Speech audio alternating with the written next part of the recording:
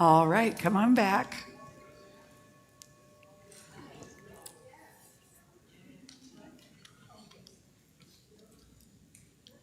We've got an interesting situation with our music this morning because I had asked Faith Rivera, who's in Hawaii, to do the music for us this morning, which she did. But when we get to the closing this morning, it's actually a duet she's doing with Harold Payne, who has been done music for us in the past. I'm kind of ringy over there, Jim. Maybe turn me down a little bit, and we'll see if that helps. That better? That's a little better. Yeah, I think that's better. So we'll get the duet at the end of the day today, which will be kind of fun. So now is our opportunity. Whoops, we've already done the hellos. Let me tell you, Faith is an Emmy Award-winning singer-songwriter, and she's been in New Thought for a long time. She opens hearts and transforms lives with her music. So from the sunny shores of Hawaii, she returns to us this morning. So please stand, and we're going to sing a Karen Drucker song that you know, which is God is My Source. Stand on up and join Faith. Oh, I'm not hearing her, though. There we go. A little more. Whatever is happening is not... Wiggle the chord there for me. See if that makes a difference. God is my source. God is my power. God gives me everything I need. So I give thanks for all my blessings. God gives me everything I need. God is my source. God is my power. God gives me everything I need. So I give thanks for all my blessings. God gives me everything I need. Joy is my source. Joy is my power. Joy gives me everything I need. So I give thanks for all my blessings. Joy gives me everything I need. Peace is my source. Peace is my power. Peace gives me everything I need. So I give thanks for all my blessings. Peace gives me everything I need. Love is my source. Love is my power. Love gives me everything I need. So I give thanks for all my blessings. Love gives me everything I need. God is my source. God is my power. God gives me everything I need. So I give thanks for all my blessings.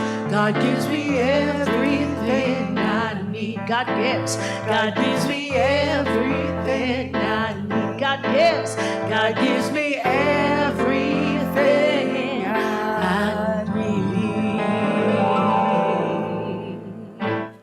Oh, yeah. Give yourselves a hand. That was great. Thank you, Faith. All right. So, now that we've made our voices heard and we've greeted one another, it's time to turn within. I want to invite you to silence your cell phone so that it won't audibly interrupt anything. And I want to invite Lori Greer, who is our morning platform practitioner. I didn't think we were going to have her this month, but we do, so I'm really glad. I'm going to invite her up to do the opening for us this morning.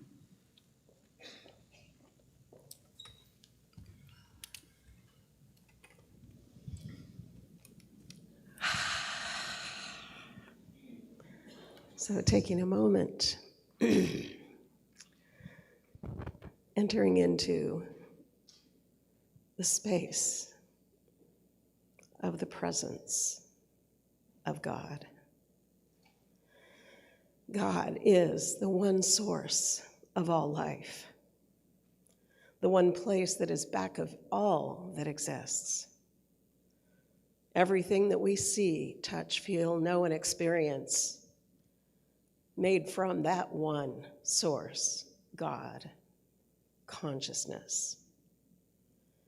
And within that consciousness everything exists, every possibility, all love, all joy, all peace, all power, all abundance, connection, and divine order.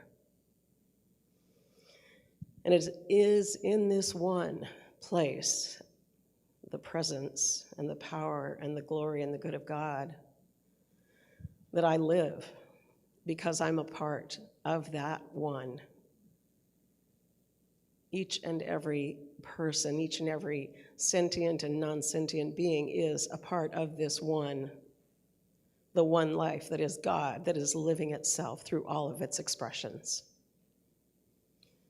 And in this infinite life, there are infinite ways for things to evolve, to unfold, to be different from what they are today.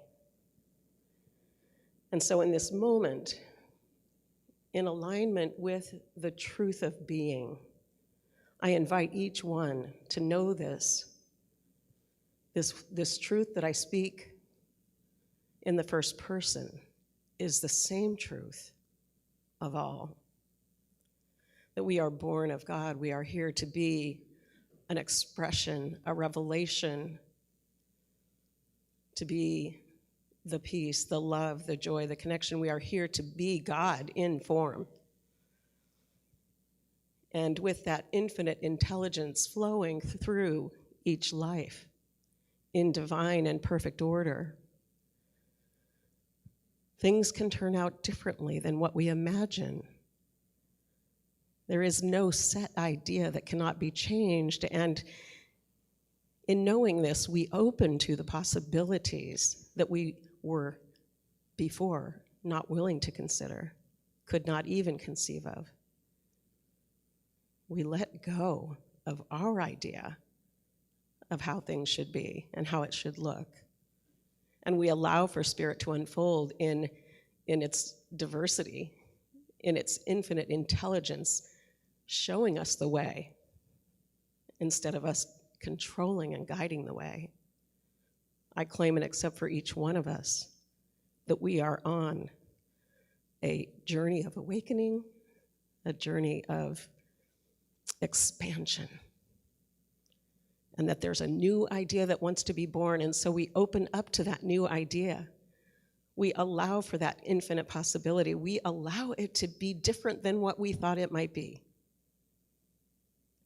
And so I just claim and know that as this happens through us, as God continues to live and express through each one of us, as infinite, individual, and unique human beings, that a change happens within us. It's reflected in our lives, and something is different. Something new is being birthed and born in a way that's a surprise and a delight, and it is always for our greater good. Because if there's one thing that I know is true, it is that God wants only good and more good for me and for all. And so I give thanks for the knowing of this truth, and I give thanks for the demonstration of it as I release this word to the power of the law that always responds, and it always says yes, and so it is.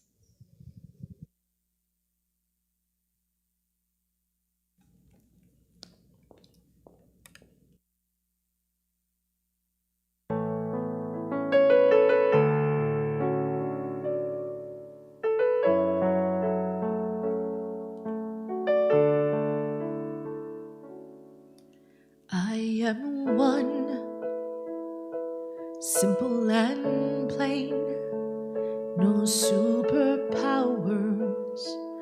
no famous name, but I stand tall, 'cause I believe something greater has come alive inside of me.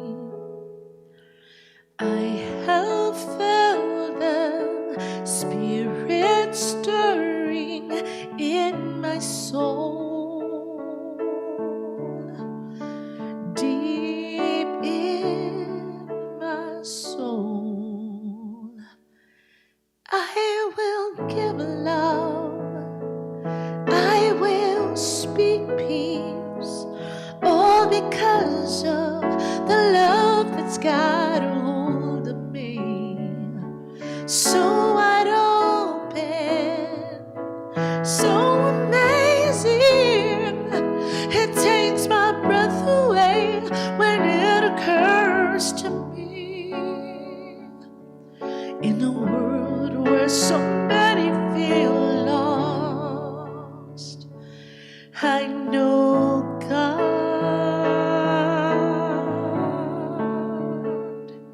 I am one, but I'm not alone. When I'm with you, I am whole. Side by side, we find the truth. When the Spirit in me meets the Spirit, I have felt this fire burning in my soul, deep in my soul. I will give love, I will speak peace, all because of the love that's got a hold of me. So wide open, so amazing. It takes my breath away when it occurs to me. In a world where so many feel lost, I know God.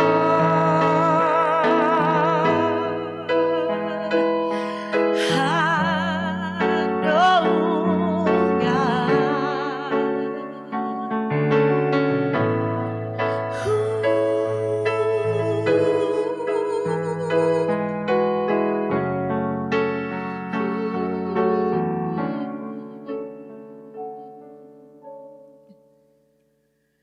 I will give love, I will speak peace, all because of the love that's got a hold of me.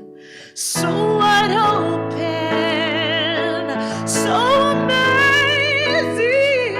It takes my breath away when it occurs to me. In a world where so many feel lost, in a world where so many feel lost, in a world where so many feel lost, I know God.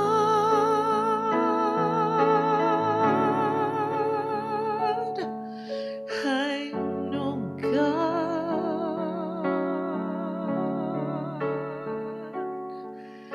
I know God.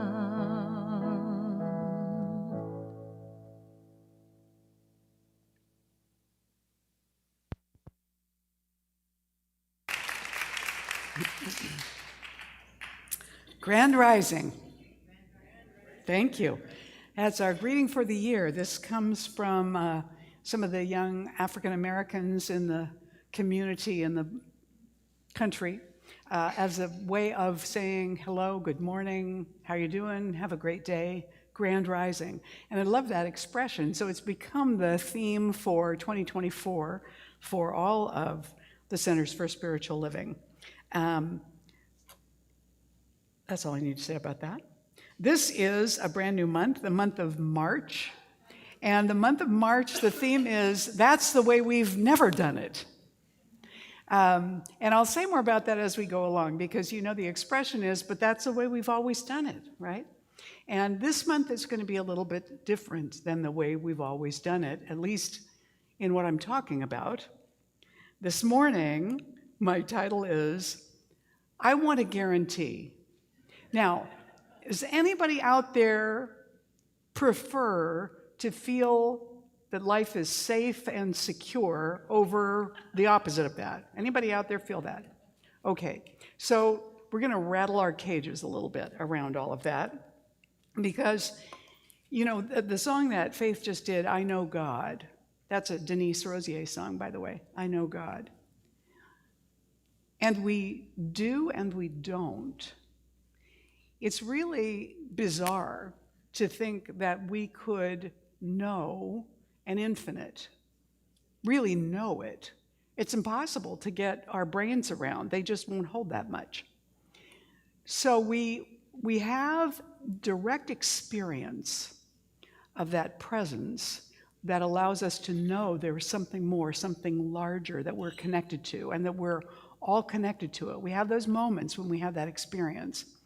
But at the same time, we kind of think that we know what God's going to do. We know what God thinks. We know what God wants. You know, you hear people talk about that all the time. Well, God said to me, do X, Y, Z, and so that's what I did. Now, I know that what they're speaking about really is an internal feeling of a calling or an impulsion towards something, rather than, you know, there's a voice of a male person speaking in English to them in their ear. I know that's not what they're saying, but the idea that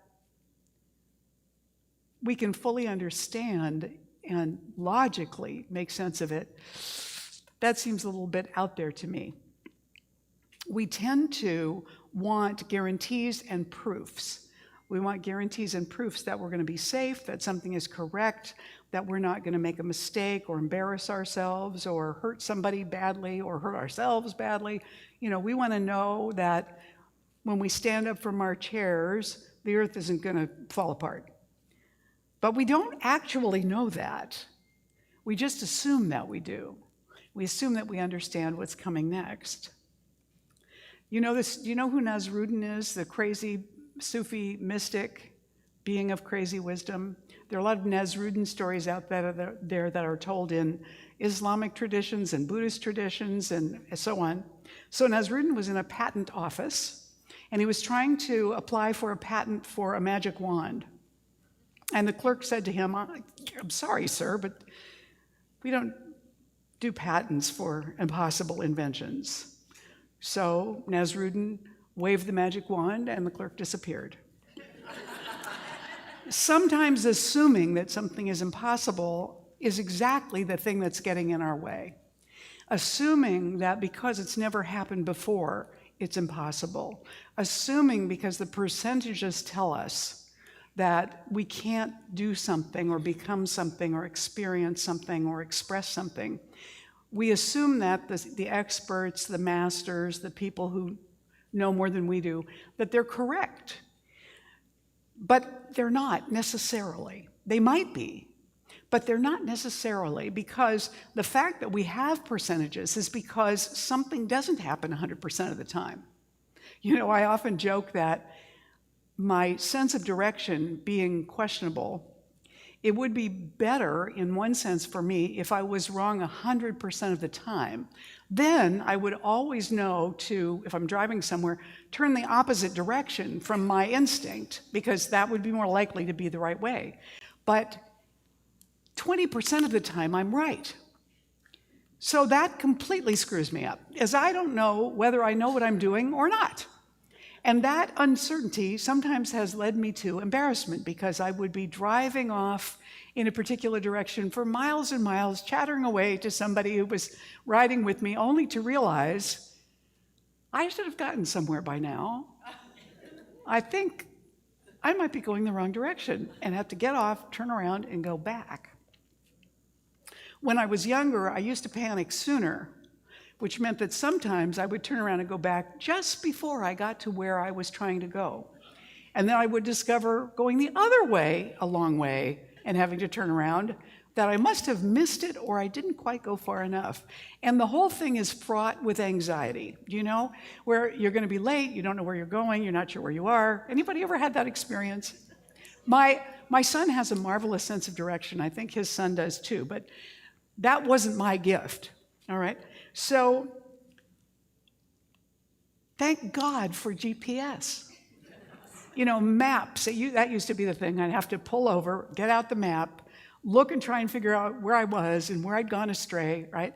But now I have GPS, and she very rarely sets me wrong. So I can trust her a lot more.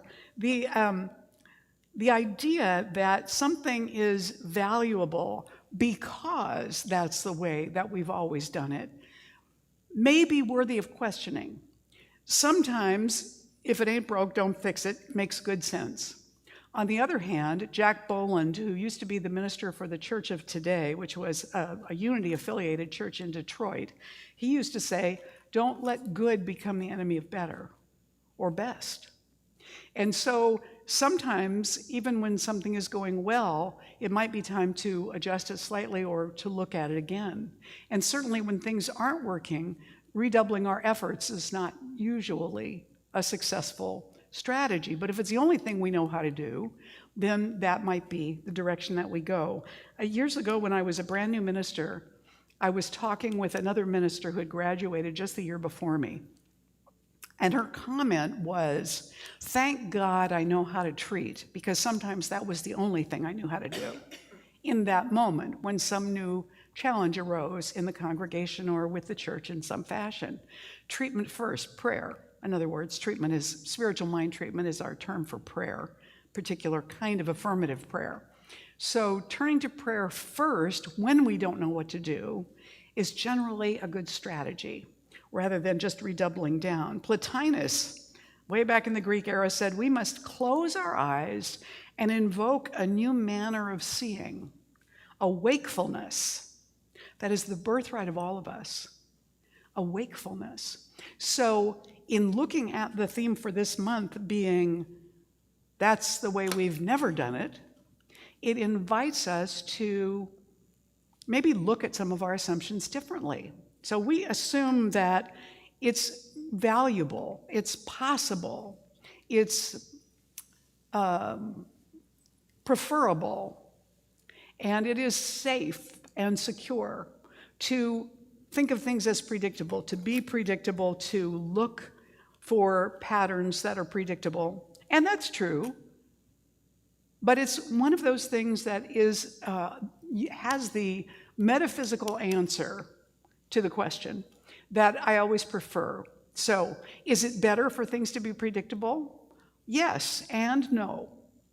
That's the correct answer. Yes and no. Yes is predictable when it has to do with all the tasks of daily life, where you keep things, so you can find them again without spending, all your time searching for them.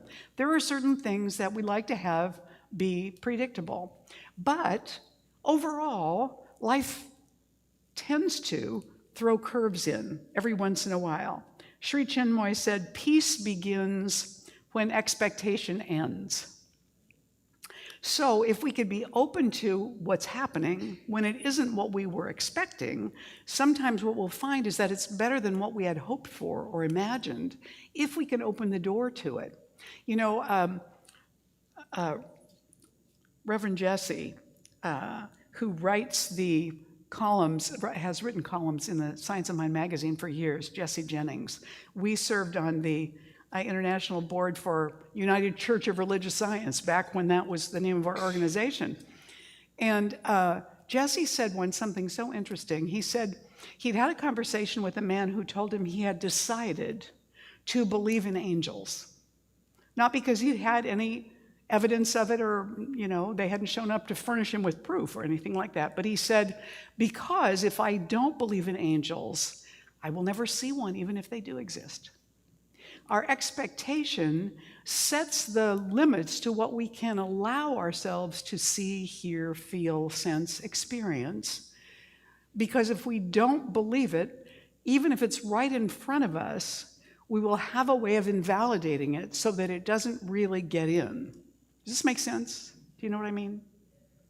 And so instead, a changed thought can do amazing things for us. We've said for a long time, one of our slogans has been, change your thinking, change your life. And that's kind of the short version, of the idea, because the evidence of changed thinking is changed choices, changed behaviors, changed attitudes. So if we say we've changed our thinking, but our behavior is just the same, we've only changed what we're saying, not really what we believe.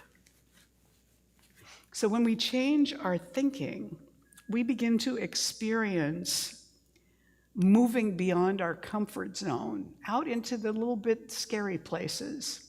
You know, they say a ship in the harbor is safe, but that's not what ships are made for. Same thing's true of us.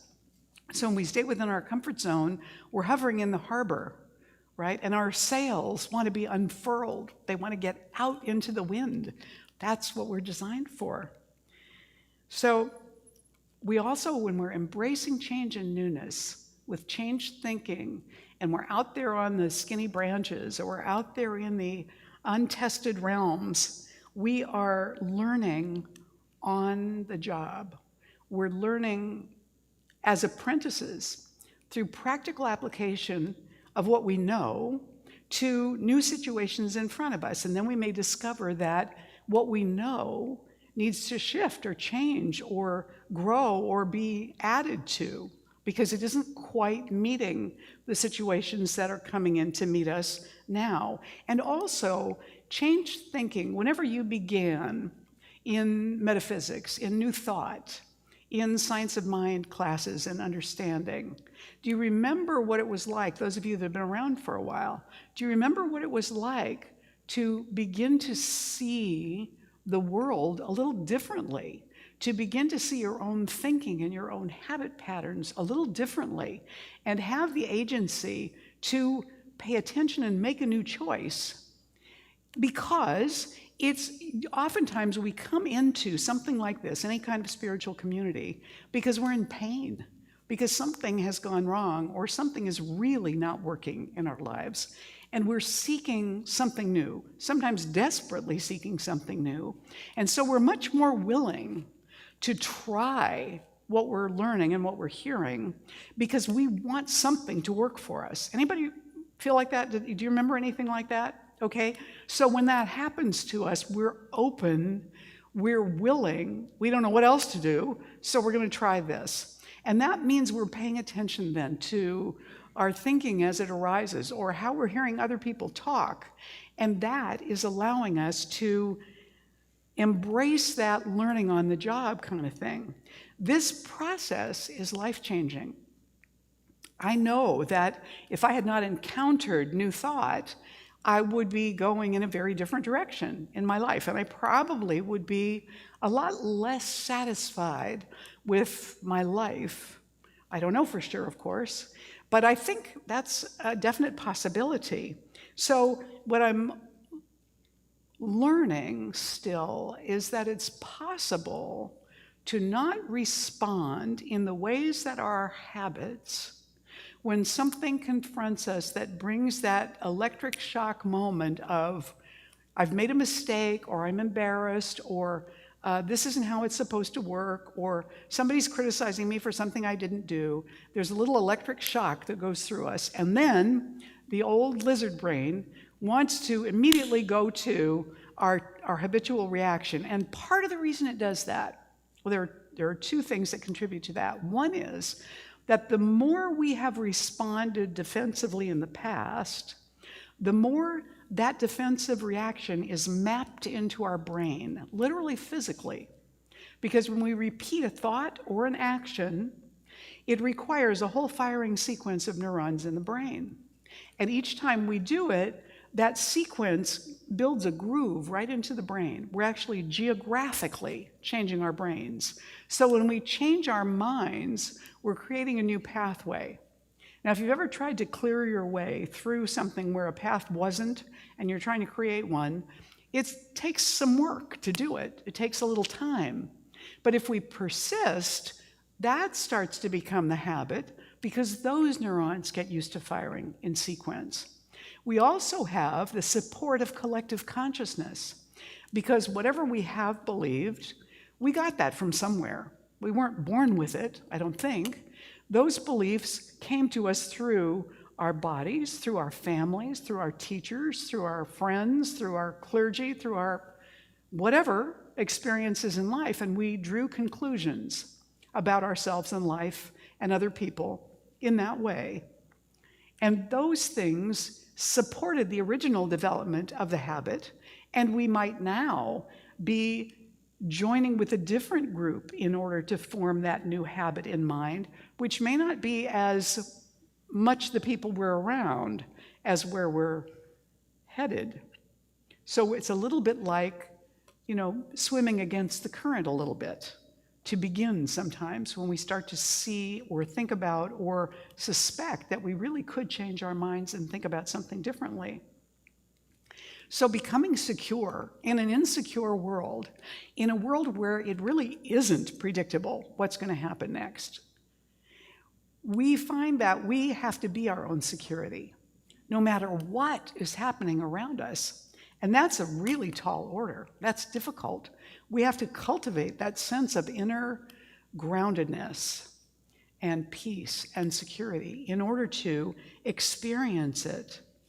We need to find our own way, but it tends to require us to release a desire only for guaranteed outcomes. Because what happens in that situation is you may be going for a certain specific outcome, all right? I want that job with that company in that location. I want that relationship with that person. I want this car, this exact car, this one right here, or I want this house, or whatever it is. Those are, tangible things. Because, why? Why do we want those things? We want those specific things because in our mind, we have a tendency to believe that those specific things are going to make us feel a certain way that we want to feel. And so we want to add that, whatever it is, into our lives in order to have that experience or that feeling. Well, why pray for the thing when what we really want is the experience? Because the thing symbolizes something to us, and it may or may not fulfill the experience that we're looking for. So when we pray, we can do it more generally if we're praying for something to come into our lives, to open us up to the experience that we want to have through experiencing that relationship, home, car, job, whatever it might be. We want to feel appreciated. We want to be met. We want to feel safe and secure. We want to show off a little bit. We want to, whatever it might be. We want to know, what is the experience I'm looking for? What's the deepest experience I'm really looking for? Martin Buber said in his book, The Way of Man, every person born into this world represents something new, something that never existed before, something original and unique.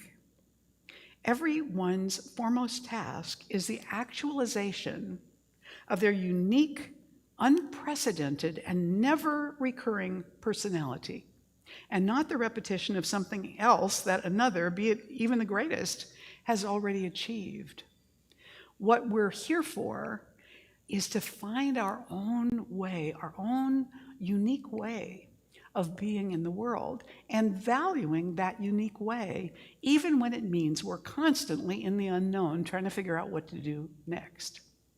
Because what will come to us to guide us forward, and what will come to us to influence our intention in the direction we want to go, will be tailored to us, to what we're opening to what we're inviting. And so we want to release a desire for a guaranteed outcome. We want to release taking our marbles and going home when it doesn't seem to be working the way we want it to. Now, I know, there's the paradox, because this is metaphysics. So there's Terry Cole Whitaker saying, give up quickly what clearly isn't working. Let it go. Release it, right? But there's also quitting. That's different than letting something go. Quitting is about, well, I deserved that. I should have gotten that. This isn't working for me. I hate this game. Taking our marbles and going home. I won't ask you to raise your hands if you've ever done that. I was once playing a Chinese checkers game with my boyfriend at the time and another friend of ours. And we were in the dorm room with it spread out on the bed, playing Chinese checkers. And you know how when it gets into the middle and then it starts to finally resolve itself and people start going where they're supposed to be going? And I was losing. And we got to that point and somebody knocked on the door and I kicked the board over. Unintentionally, but the guys didn't believe that. And I don't know. I didn't mean to on any conscious level, but maybe I kicked the board over because I was losing, who knows? So we do that in life sometimes. We do it intentionally or unintentionally because we feel that kind of discomfort. You know what I mean? So we need to stop quitting just because it isn't looking like we're going to get it our way, because sometimes not getting it our way is exactly what we need. What's his name? Garth Brooks has a song about thank God for unanswered prayer. And the reason that comes out in the song is he says because if he'd gotten what he wanted, he never would have landed where he is in his life now, which is so much better than what he thought he wanted at the time. And it isn't that God says no. It really is that we are ambivalent enough in our belief about wanting it, or our clarity about wanting that, deserving it, welcoming it, that we're giving mixed messages to the universe. And it will just wait until it gets something clear. And so, because you can't build a house with blueprints that leave off, the rest of this room or something. You have to have the whole picture. So the creative law acts on what it's getting from us as it's getting clearer. Thank God for unanswered prayer. What we want to develop and grow into and embrace then is a deeper trust in God and in our guidance.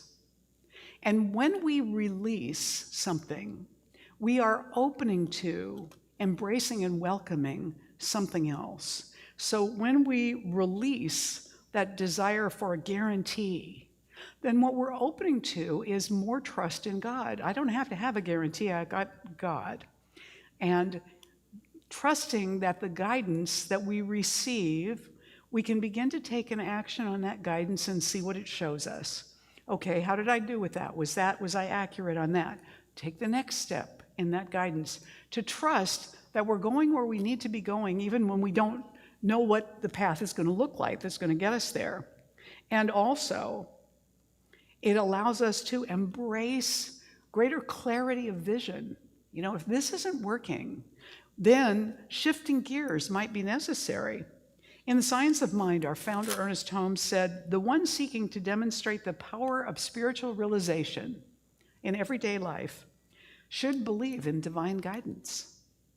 That one should feel a unity of spirit in all people and running through all events. The greatest good which his mind is able to conceive should be affirmed as a part of his everyday experience. No matter what his occupation, he is a mental and spiritual practitioner, and from such daily meditation should venture forth into a life of action with the will to do, the determination to be, and the joy in becoming. Now, when he refers to practitioner in this particular phrase, he's not talking about our licensed spiritual practitioners. He's talking about everyone. Everyone who prays is a practitioner of prayer. So our spiritual mind treatment, like the workshop that Leslie and Marilyn did, and we'll be doing another one of, we'll tell you about that a little later, teaches people how to use that tool of spiritual mind treatment, how to enter into it, how to experience the feeling of it, as well as the words that go along with that. We want to demonstrate greater faith and trust in divine guidance, knowing that it's always there for us, that it wants to come to us, that it's been knocking at the door trying to get in. And we've got roadblocks up sometimes that keep it out. So we want to build that inner security so that the outer world does not have to be predictable all the time for us to feel safe and secure. and know that we have value and that we're supported by the universe and that we receive the guidance that we need. Instead of relying on, this is how I always do it, we can be relying on, I'm receiving the guidance to do this in the way that this situation calls for, which may or may not be what I've done in the past. So we need to feel our way there. I remember reading a book that was a story for young adults in which the protagonist, who was a young girl, a young woman, she would go into the depths of the caves in order to center herself and receive her guidance. But of course, it was dark, completely dark. So the way she found her way in and out was with one hand on the wall, so she'd know when she got there, feeling her way. And in a sense, when we're in a spiritual practice, we are feeling our way rather than trying to forge ahead and charge. We're feeling our way emotionally in that direction, intellectually in that direction that we want to go. And as we feel our way in, then our intention to go to wherever we're trying to go to is supported by intuition that gives us guidance, okay? And so when it doesn't look right, those may be those cosmic left turns and divine rewrites that I talk about.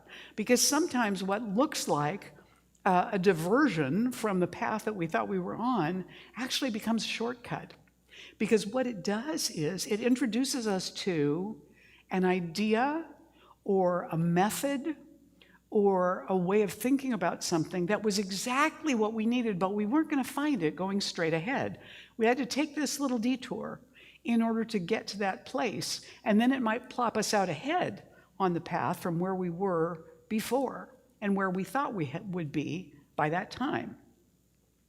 So we are using our intention, and when we do that, that leads us to a place of new awarenesses, new discoveries about ourselves, new awarenesses about other ways we could actually respond to something or look at the world.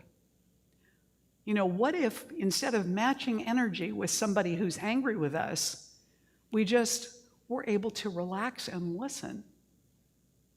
What a different way of approaching that could be.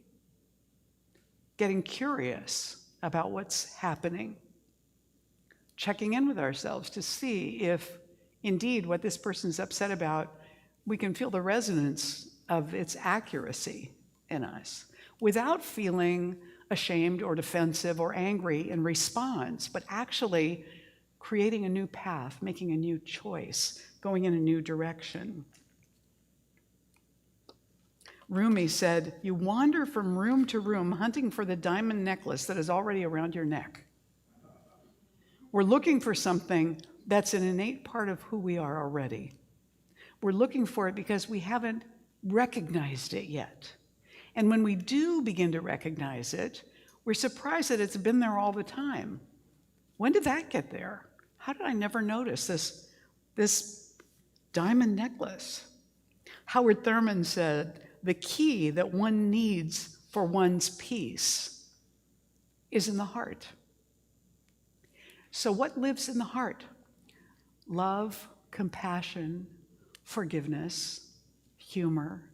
Those things live, peace, live in the heart.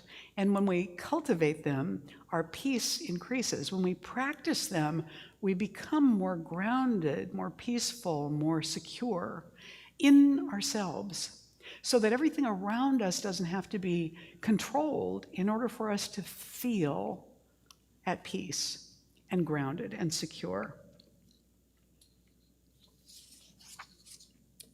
So I said at the beginning that sometimes we rely upon experts to tell us how things are, and that can be very good. But experts who are predicting the future, they're not necessarily more tuned into the future than we are. So for example, now we're pre-election, right? There's going to be an election in November this year.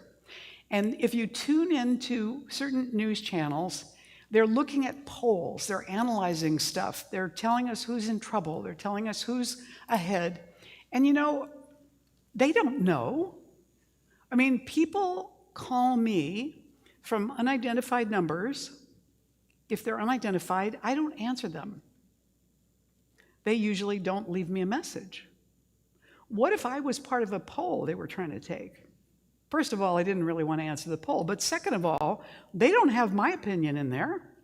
Not that my opinion is the deciding one, but I think that I represent a lot of people who aren't answering the phone anymore, who aren't responding to those polls online anymore. And so how do you really know? Plus, if a pollster comes up and starts asking somebody questions, they may feel like, well, that's my personal vote. I'm not telling you, and they might make something up. So all those experts who are commenting on what's happening, what's going to happen, what we should worry about, they don't know. They're just filling time. Who had 24-hour news channels? I mean, could you come up with 24 hours worth of news? So this stuff goes on, and we're listening and watching and being influenced by that. And maybe they're accurate, but maybe not. In 1899, the commissioner for the U.S. Office of Patents, 1899, said, everything that can be invented has been invented. 1899. The professor of economics, Irving Fisher, at Yale University in 1929 said, stocks have reached what looks like a permanently high plateau. 1929. Bad timing there. The chairman of IBM in 1943 said, I think there is a world market for maybe 5 computers. Decca Records in 1962 said about the Beatles, we don't like their sound, and guitar music is on the way out. In 1977, Ken Olsen, who was the chairman and founder of the Digital Equipment Corporation, said, there is no reason anyone would want a computer in their home. 1977. See, we're getting closer and closer to today, but the predictions aren't getting any more accurate, right?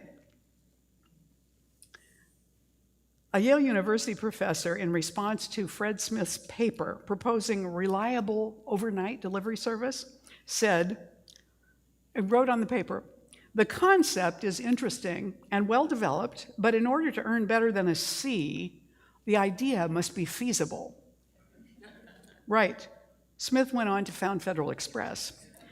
So, and finally, this is Steve Jobs. So we went to Atari and we said, hey, we've got this amazing thing built with some of your parts. What do you think about funding us? Or we'll give it to you. We just want to do it. Pay our salary and we'll come work for you. And they said, no. So then we went to Hewlett Packard. And they said, hey, we don't need you. You haven't even got through college yet.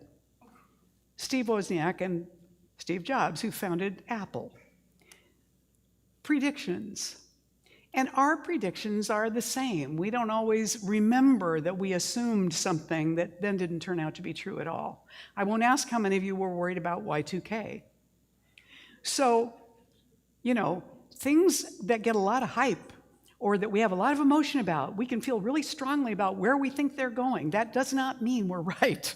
And that does not mean the pundits out there are right. This, I don't know if this was a prediction, a mystical awareness, or what it was, but I choose to take it and hold this one. And this is also from Rumi. So we'll wrap up with this. He said, you were born with potential. You were born with goodness and trust. You were born with ideals and dreams. You were born with greatness. You were born with wings. You are not meant for crawling, so don't do it. You have wings, learn to use them and fly. Namaste.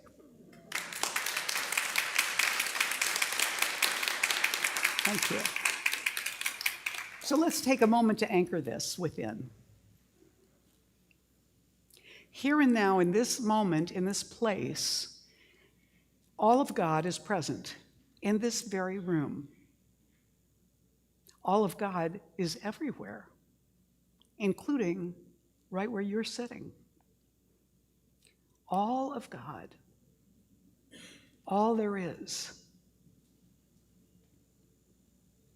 It comes forth into being as everything that is and everyone that is or ever has been. Therefore, each one of us is a manifestation of the presence, a unique manifestation, infinitely loved,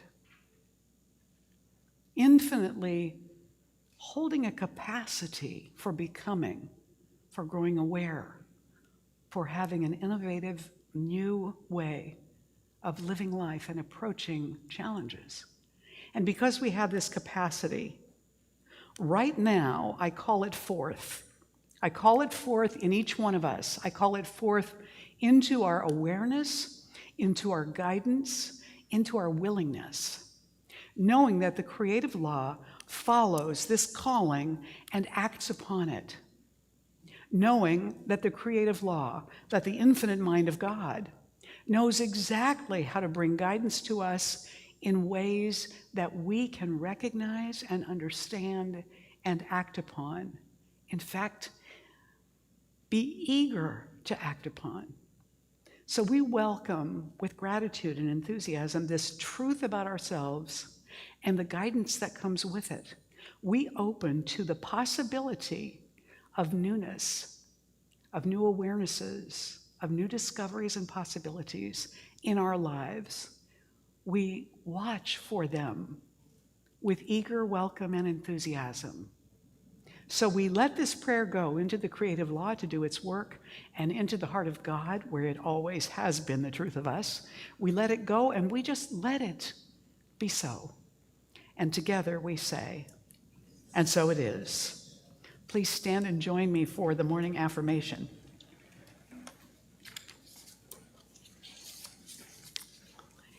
In spite of any desire for safety and security, I know that the universe conspires in my favor for good and always supports me. God is trustworthy.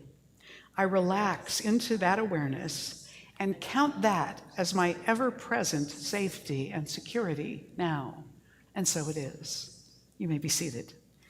And I'm going to invite our ushers to come forward as we prepare to receive this morning's offering. Now, for those of you online, if you want to make a contribution to Golden Gate, you're welcome to do that. You can text to the number on the screen the amount that you want to donate, and then just follow the steps and take it from there.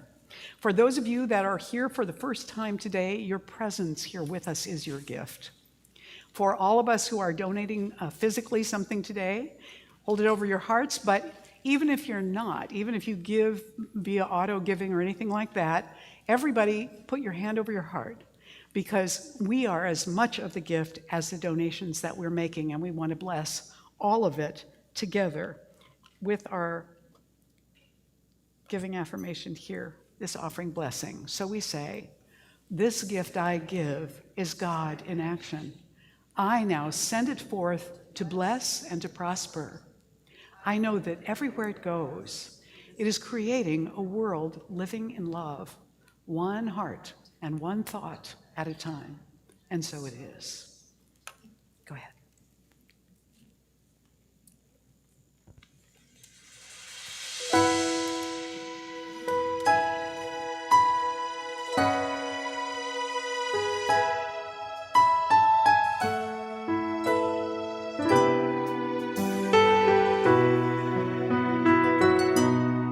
There is just one life. That life is God's life, flowing free, moving through me.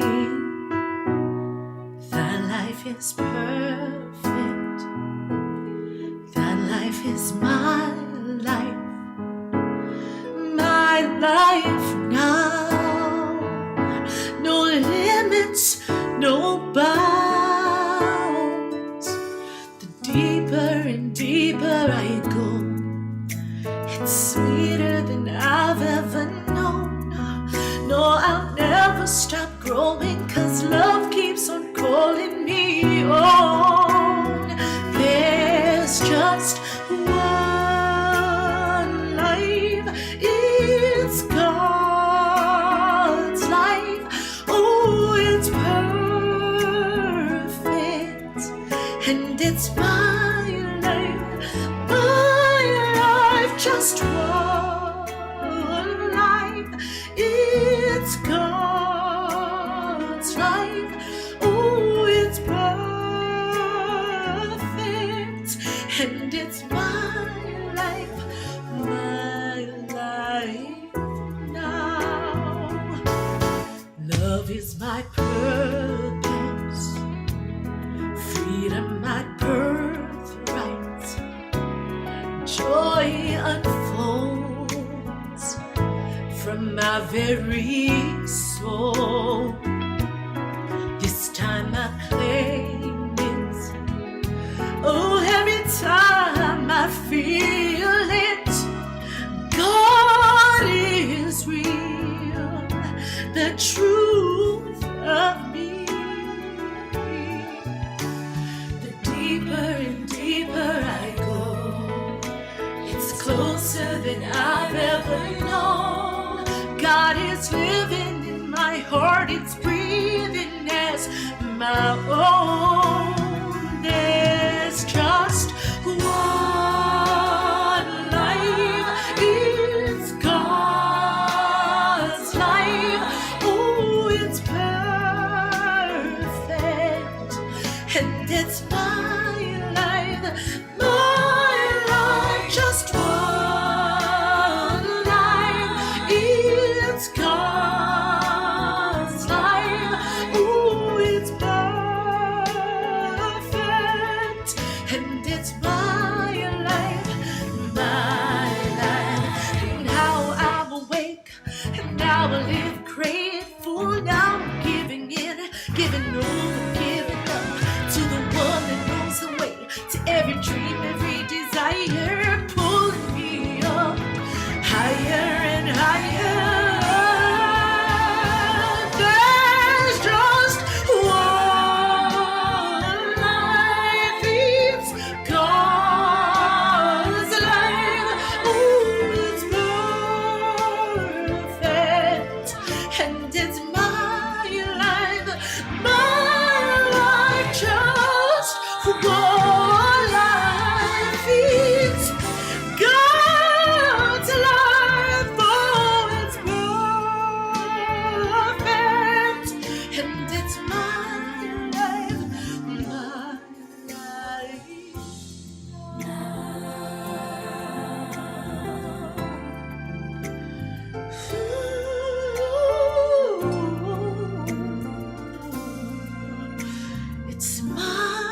life, it's my life now.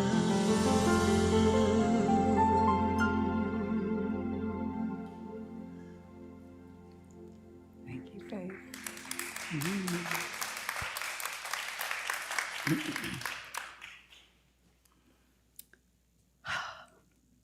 So we all together, on behalf of Golden Gate Center for Spiritual Living, do accept this offering.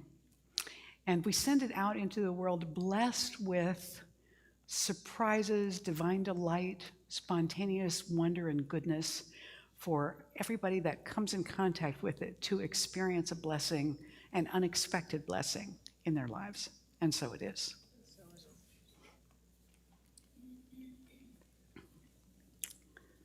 All right, so I want to draw your attention to the table back here behind this group. This is our welcome table.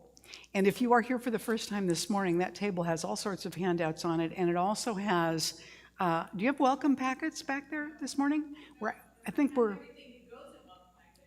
have everything that goes in the welcome packets except the packets. Blue cards? You have blue cards. Okay, great. So go back to see Galen this morning. She will give you a collection of lovely things, including a blue welcome card. If you fill that out and give it to her, she's going to give you a little book That's our thank you to you for being here today, and also our invitation for you to come back. It's called Nourishing Thoughts, and it's filled with positive affirmations to nourish the consciousness that you're developing as you move forward into unpredictability and change and welcoming newness. So we invite you to be sure that you see Galen back there this morning for that. And I also want to take a moment to thank everybody that is serving in any way this morning that has allowed this to be a wonderful morning, from the Frost family altar to our practitioners at the practitioner table to the kitchen, our ushers and greeters who are back there fixing the stuff for the treats. Let's just acknowledge everybody and thank them.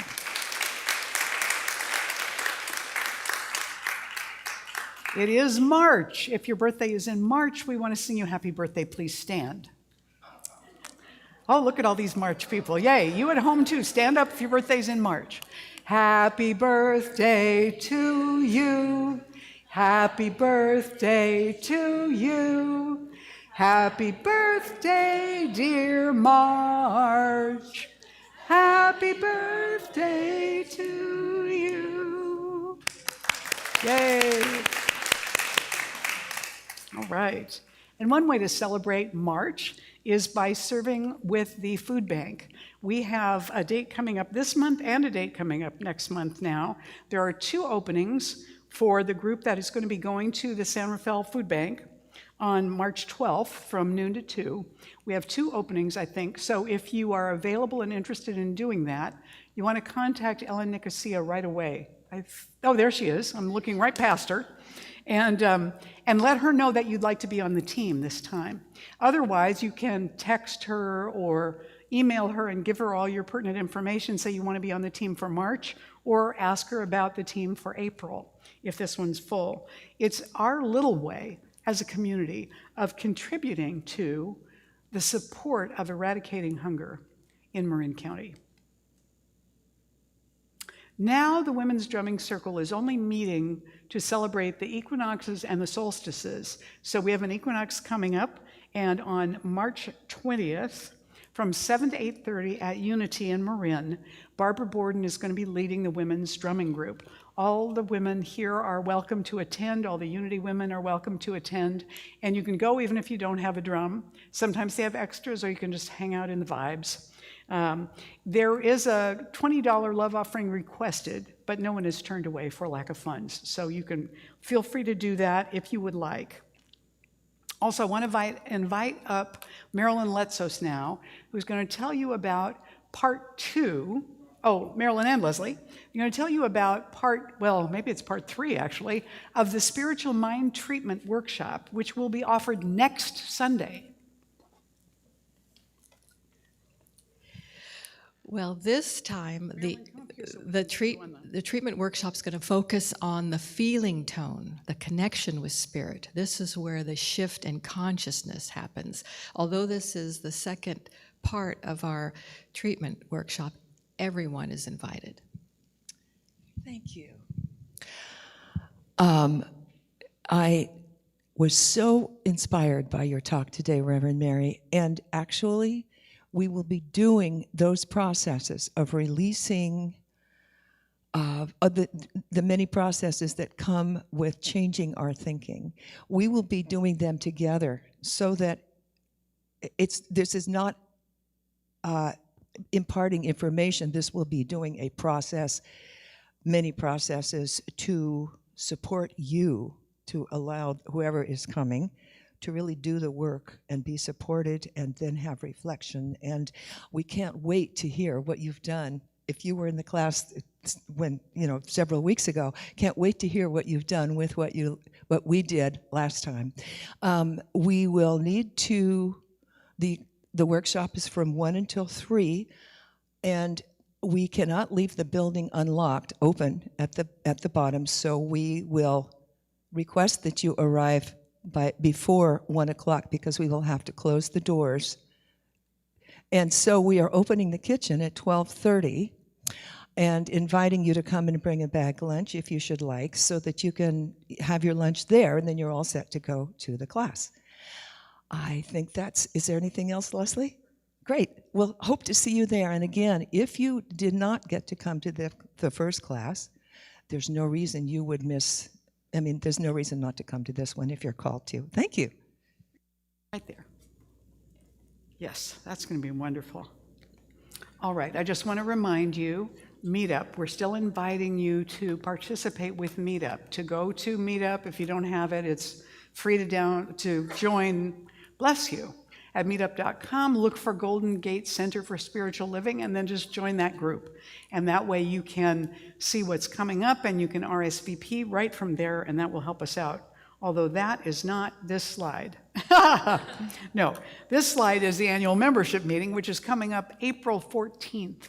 So we want to give you plenty of notice so you can plan to be here. It is scheduled from noon to 2, although very often it doesn't last that long. And we will have lunch here for those of you that want to stay. Only members can vote, but everybody is welcome to come. So that's the 14th of April. And Meetup, right? I just told you about Meetup. So that's how that works. It's all free, and it's really helpful to us if you do RSVP for events so we know how many people are going to be showing up. Also, this Wednesday, we're going to be having prayer and meditation at our evening meditation time. So if you haven't joined us yet, it's at 7:15. The link is in your bulletin, in your Sunday bulletin. You'll be able to see how to join us. We're working on getting the website calendar restored to the website. For those of you that we finally trained to use it and then we took it away, yeah, we're fixing that. But I don't think it's done yet. So you just keep hold of your bulletin so you have that link for when it's time to come and join us. And also, last but not least, next Sunday, we go back to daylight saving time, or we go onward to daylight saving time. So you need to turn your clock ahead when you go to bed Saturday night. Otherwise, you'll miss the service completely. And we would hate that to happen to you. So be sure that you remember to turn your clock ahead so that on March 10th, when you come to church, you'll be right on time. And we'll be so happy to see you and congratulate you there, that you made it.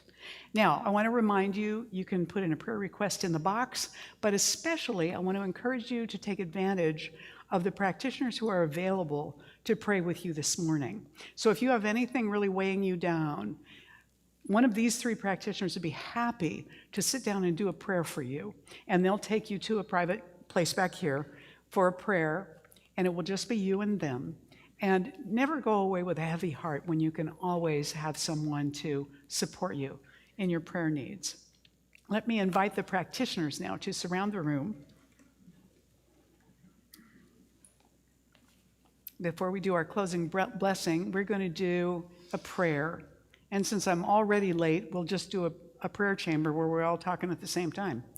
And because if it goes longer, we're already late. So turn within, let this prayer wash over you as we know the truth for you together, right?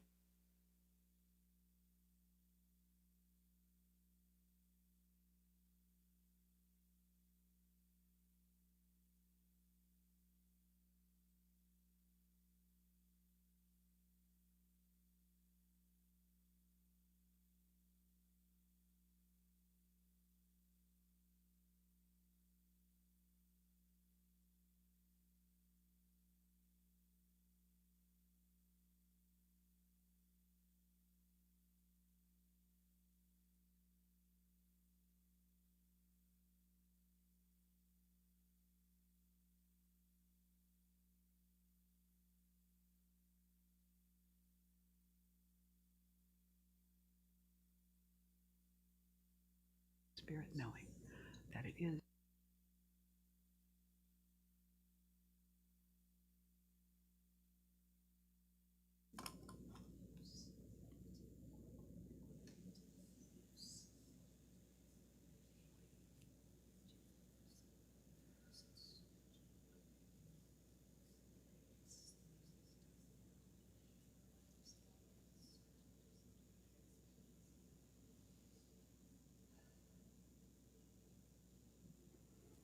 And so it is. Please stand and join us in the closing blessing and song. We're going to say this closing blessing together as one voice. I now walk so that whoever walks beside me dwells in the presence of God, and whoever places a hand in mine is lifted, and whoever thinks of me is illumined with God consciousness, for spirit and all people and I are one eternally, and so it is. And this is our closing with Faith and Harold Payne. They wrote this together.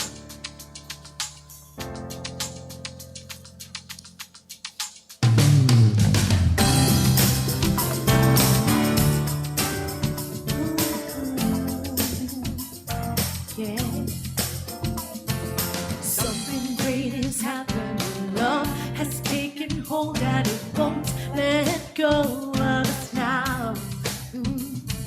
Something here is calling us forward, upward motion that drops in one ocean. Roll on. Will you rise up with me today? Lift up your voice and boldly say, we are the ones we've been waiting for. If you dream of your highest calling, be the hope of a new day dawning. We're the ones who can make a difference. Let's stand together. Share this with the world that's waiting for a change that we're all creating. It's the moment for our greatness. Let's stand together now. Right now. That's the chorus. They're going to do that a number of times, so you join in when you see that again. Every day's a chance you can do something amazing to feel your passion blazing and shine. Yeah. Paint with every vision, Oh, dance in dance. new directions, Explode. explode to new heights in your mind. I will rise up with you today. Lift up my voice. Lift up my voice and boldly say, we are the ones we've been waiting for. Live the dream of your highest calling. Be the hope of a new day dawning. We're the ones who can make a difference. Let's stand together. Share this with the world that's waiting for a change that we're all creating. It's a moment for our greatness. Let's stand together now. Right now. Ooh. One dream, one voice, one heart, one world. One dream, one voice, one heart, one world. One dream, One dream. one voice, One voice. one heart, One heart. one world. World. Live a dream of your highest calling. Be the hope of a new day dawning. We're the ones who can make a difference. Let's stand together. Share your gifts with the world that's waiting for a change that we're all creating. It's a moment for our greatness. Let's stand together now. Live the dream of your highest calling. Hey, Be the hope of a new day dawning. We're the ones who can make a difference. Let's stand together. Share your gifts with the world that's waiting for a change that we're all creating. it's a moment for our greatness. Let's stand together now. Hey. Ooh. Let's stand together now.